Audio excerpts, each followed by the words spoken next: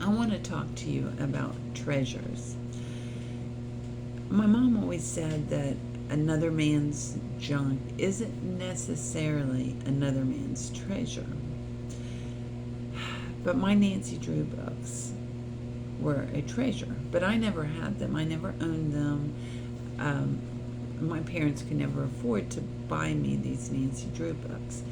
But what they would do is drop me and my two brothers at the local library on Monday nights. And we would mess around there for 2 hours, but I already knew what I was getting. I was getting two Nancy Drew books. That was all we were allowed to check out, was two books, and I was getting two Nancy Drew books. So I would select the next in the series, and then I would just look around the library. And it was then that I fell in love with libraries. Love libraries. And in fact, I base a community on how good their library is. So when my daughter got to that age when I had started reading Nancy Drew books, I wanted to introduce her to Nancy Drew. She already started reading books and she loved reading, so my job was done there. But I started buying her Nancy Drew books, and I would buy her, they were newer editions, but the older stories, and then I would buy her some of the newer stories that came out. And it was about 15 books in, she informed me I didn't need to buy anymore because she wasn't reading them. She didn't like them.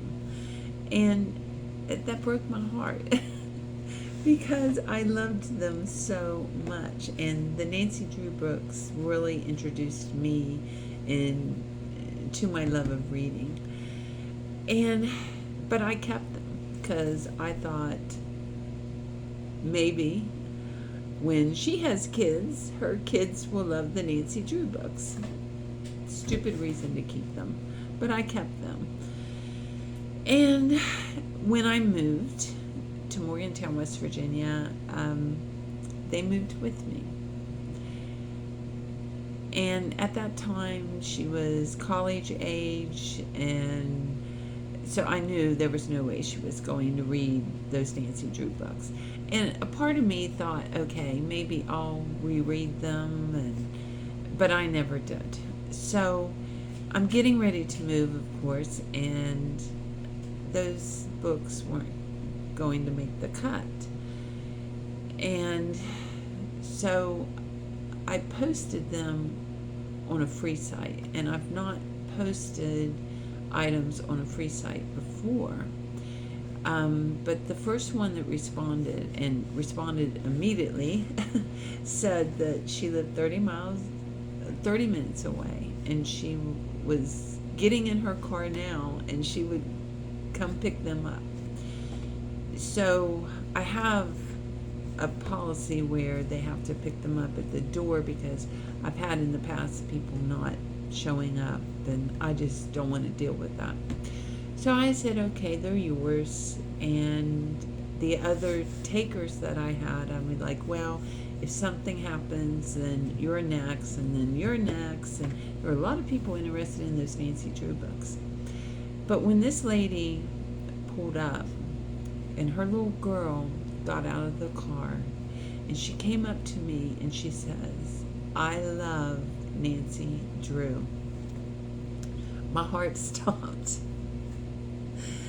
And I thought to myself, well, first of all, she was younger than I was, And I thought to myself, there must have been a reason that I was keeping them for so long. And Nancy Drew, this girl deserved these Nancy Drew books, and because Nancy Drew deserved for someone to love her just like I did. So it made me feel good. And it made me think about my other treasures that my daughter's not interested in. And I don't have a whole lot left because I have decluttered, but um, I'm not going to hold on to something that might happen or might be. Um, and I think this time my mom was wrong, because I think that sometimes another man's junk is another man's treasure.